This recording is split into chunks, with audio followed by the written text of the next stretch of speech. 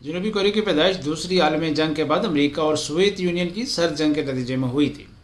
فاتحین نے ایک ہی ملک کو کاٹ ڈالا۔ شمالی حصے میں پچھلے 76 برس سے کم خاندان کی کمیونسٹ بادشاہت ہے، جبکہ جنوبی کوریا میں کب آمریت جمہوریت کیا اور جمہوریت آمریت کا بیس بدل ہے کچھ پتہ نہیں چلتا۔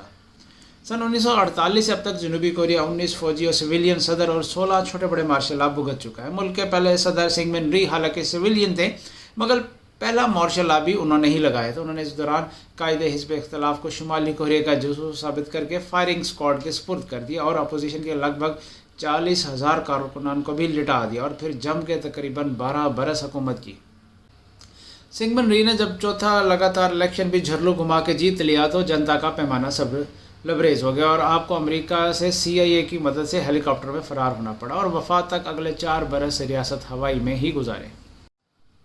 سنگمن ری کے فرار کے بعد اگلے 2 برس میں 5 صدر آ گئے۔ پہلا 50 دن، دوسرا 7 دن، تیسرا 46 دن، چوتھا 5 دن اور پانچواں تقریباً پونے 2 برس تک ٹکا۔ اس دوران آئین میں ترمیم کر کے صدارتی نظام کو پارلیمانی کر دیا گیا۔ ایک میجر جنرل پارک چنگ ہی نے یہ تماشا دیکھ کر سوچا کہ اس سیاسی سرکس سے تو کہیں بہتر ہے کہ میں ہی صدر بن جاؤں۔ چنانچہ جنوبی کوریا کا پہلا فوجی حکمران مل گیا۔ پارک نے اپنے لیے ایک طاقتور صدارتی آئین تیار کیا، پونے 2 برس مارشل لا کے بل پر حکومت کی، پھر سوٹ پہن لیا۔ سیاسی مخالفین میں شمالی کوریا کے ایجنٹ ڈھونڈنے کے لیے نیشنل انٹیلیجنس ایجنسی تشکیل دی اور 5 الیکشن رچا کے خود ہی جیت لیے۔ پارک چنگ ہی نے وردی اور بنا وردی لگ بھگ 16 برس حکومت کی۔ جان چھڑانے کے لیے اسٹیبلشمنٹ کے ہی ایک بروٹس نے صدر زی وقار کو 1989 میں گولی مار دی۔ پارک چنگ ہی کے خاتمے کے بعد 2 مزید نئی مسکری سے دور ہے، ایک 255 دن کے لیے اور دوسرا 15 دن کے لیے۔ پھر ایک اور میجر جنرل چین ڈو ہوان نے 177 دن کا مارشل لا لگا دیا۔ آپ کو مخالفت دبانے کے لیے گوانجو شہر میں ظالمانہ فوجی کریک ڈاؤن کرنا پڑا، جس میں 200 سے زیادہ طلباء اور مزدور ہلاک ہوئے۔ آپ نے کلیدی انتظامی عہدوں پر سابق جرنیلوں کی ایک بڑی تعداد میں فائز کیا۔ پھر آئین میں مدت صدارت کو 7 برس تک بڑھایا، الیکشن کروائے اور صدارتی مدت کے خاتمے کے بعد 1988 میں چین ڈو ہوان نے خود ہی آئین میں ترمیم کر کے مدت صدارت 7 سال سے کم کروا کر 5 برس کر دی۔ البتہ اگلے انتخابات یوں قدرے شفاف ہو گئے کہ جنرل صاحب امیدوار ہی نہیں تھے۔ یوں 27 برس کے وقفے سے جنوبی کوریا کا پہلا خالص سویلین صدر رو تائی ہو کی شکل میں نصیب ہوا۔ صدر رو نے 5 برس کی آئینی مدت مکمل کی اور پہلی بار ایک سویلین ہاتھ نے حزب اختلاف سے تعلق رکھنے والے نئے سویلین صدر کم یونگ سام کو اقتدار کی چھڑی آرام سے تھما دی۔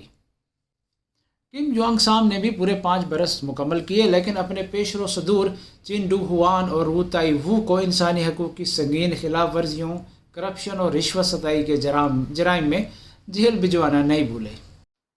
اس کے باوجود کم یونگ سام کو اگلے الیکشن میں شکست ہوئی۔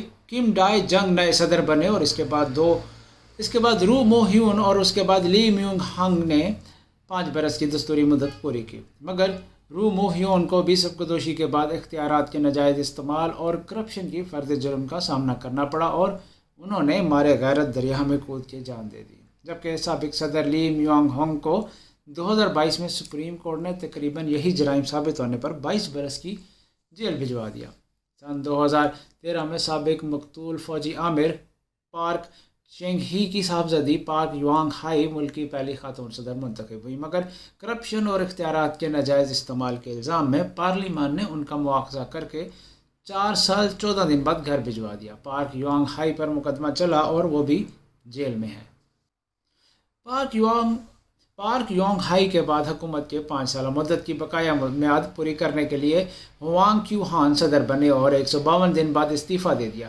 آہن کے بعد مون جائے ان کے لیے 5 برس کی نئی مدت مکمل کی اور پھر موجودہ صدور یون سک اول مئی 2022 میں منتخب ہوئے۔ موجودہ صدر اور ان کی اہلیہ نے آتے ہی چند چڑھانے شروع کر دیے۔ لوگوں کی ان سے بیزاری کی پہلی وجہ تو یہ تھی کہ وہ 1% سے بھی کم اکثریت سے صدر منتخب ہوئے۔ صدر یون سک آئل جوانی میں پادری بننا چاہتے تھے، مگر وکیل بن گئے اور وکالت کی ڈگری بھی 1991 میں 9 بار کی امتحانی کوشش کے بعد نصیب ہو پائی۔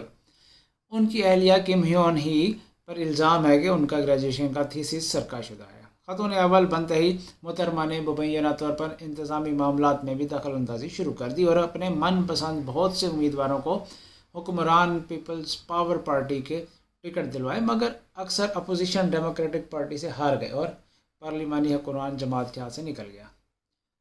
گزشتہ برس خاتون اول کی ایک ویڈیو بھی وائرل ہوئی جس میں وہ ایک کورین نژاد امریکی پادری سے لگ بھگ $2,500 مالیت کا قیمتی بیگ بطور رشوت وصول کر رہی ہے۔ شاید جنوبی کوریا میں توشہ خانہ نہیں ہوتا۔ صدر یون سک اول نے خاتون اول پر عائد کرپشن کے الزامات کی تحقیقات کروانے کی بجائے زوجہ محترمہ کا مسلسل دفاع جاری رکھا۔ اس بابت پارلیمنٹ میں منظور ہونے والے 3 قوانینی مسودوں کو بھی ویٹو کیا۔ گزشتہ ماہ 4/4 انہوں نے قوم سے نشر خطاب میں خاتون اول کی ناسمجھی پر معافی مانگی۔ اہلیہ نے بہرحال معافی نہیں مانگی۔ اب سے 2 دن پہلے سامنے آنے والے تازے سروے سے ظاہر ہوا ہے کہ صدر یون کی عوامی مقبولیت محض 25% رہ گئی ہے۔ اس کے باوجود بروز منگل صدر صاحب کو جانے کیا سوجی کے مارشل لا لگانے کا اعلان کر دیا۔ پارلیمنٹ اور سیاسی جماعتیں کالعدم قرار دے ڈالیں اور پارلیمنٹ میں گھسنے ہوئے شمالی کوریائی ایجنٹوں کی خبر لینے کا عزم ظاہر کرتے ہوئے فوج کے سربراہ جنرل پارک آنسو کو مارشل لا کمانڈر بھی نامزد کر دیا۔ تاہم چند ہی گھنٹے بعد عوام کی جانب سے پارلیمنٹ کے حفاظتی گھیراؤ کے سبب حالات پلٹنے لگے۔ اسپیکر نے پولیس اور فوج کو پارلیمنٹ کا احاطہ خالی کرنے کا حکم دیا۔ 300 ارکان پر مشتمل ایوان نے 190 ووٹوں سے منظور کردہ قرارداد میں مارشل لا کے فوری خاتمے کا مطالبہ کیا۔ مخالفت میں 1 ووٹ بھی نہیں ڈلا۔ صدر نے یو ٹرن لیا اور پارلیمانی مطالبے کے سامنے کابینہ کے مشورے سے ہتھیار ڈال دیا۔ نہ صرف حکمران جماعت بلکہ دارالحکومت سیول کے میئر نے بھی اس صدارتی پچکنا پن کے لتے لیے۔ گویا ثابت ہو رہا ہے کہ پچھلے 33 برس میں جنوبی کوریا میں سویلین بالادستی جڑ پکڑ چکی ہے۔ اس سے بھی اہم بات یہ ہے کہ پہلے فوجی عامر پارک چنگ ہی سے لے کے اب تک کی آنے والی ہر حکومت نے سیاسی مخالفین کے ساتھ بھلے برا کیا ہو مگر قومی معیشت کی قیمت پر ہرگز نہیں۔ شاید اس لیے اتنی اتھل پتل، چھینا جھپٹی اور سکینڈلز کے باوجود جنوبی کوریا جس کی فی کس آمدنی 1960 میں $120 تھی آج $35,000 ہے۔ 5.25 کروڑ آبادی والا یہ ملک اس لمحے 12ویں عالمی اور 4تھی ایشیائی معیشت ہے جس کا حجم لگ بھگ $2 ٹریلین ہے۔ تازہ واقعہ سے پہلے بھی ہم یہ یاد کر کے پھولے نہیں سماتے تھے کہ 1960 کی دہائی میں جنوبی کوریا کا پہلا 5 سالہ اقتصادی منصوبہ ایوب خان کے پہلے 5 سالہ منصوبہ کی فوٹو کاپی تھی۔ ہم پیچھے رہ گئے تو کیا ہوا؟ ساڑھے ہتھاں دے منڈے تھے اگے نکل گئے۔ جنوبی کوریا سے ہمارا دوسرا روحانی تعلق 90 کی دہائی میں ڈائیوو کے لاہور اسلام آباد موٹر وے اور ہونڈائی کی پیلی ٹیکسی کے ذریعے استوار ہوا۔ پاکستانی سوشل میڈیا جنوبی کوریا کو اس وقت جس رشکیلی حسرت سے دیکھ رہا ہے اس کا مجموعی تاثر یہ ہے کہ چلو کسی ملک کے عوام، پارلیمان اور سیاستدانوں نے تو غیرت دکھائی۔ جولائی 2016 میں جب 4 مارشل لاؤں کے ڈسے ترکی میں تختہ پلٹنے کی بلائے آئین ایک اور کوشش روکنے کے لیے استنبول کی سڑکیں رجب طیب اردگان کی غضبناک خامیوں سے بھر گئیں تب بھی ہمارا سوشل میڈیا ایک ٹانگ پر ناچا تھا۔ حالات کی مار سہتے سہتے شاید ہمارا حال اس تماشائی کا سا ہو چلا ہے جسے خود تو ہیرو بننے کا موقع نہیں مل پا رہا مگر وہ جب بھی کسی امیتابھ بچن یا سلطان رائے کے ہاتھوں ولن کو پٹتے دیکھتا ہے اور پھر سینما ہال سے نکلتا ہے تو خود بخود سینہ اور ٹانگیں چوڑے ہو جاتے ہیں، چہرے پر ایک عارضی تمکنت رقص کرنے لگتی ہے۔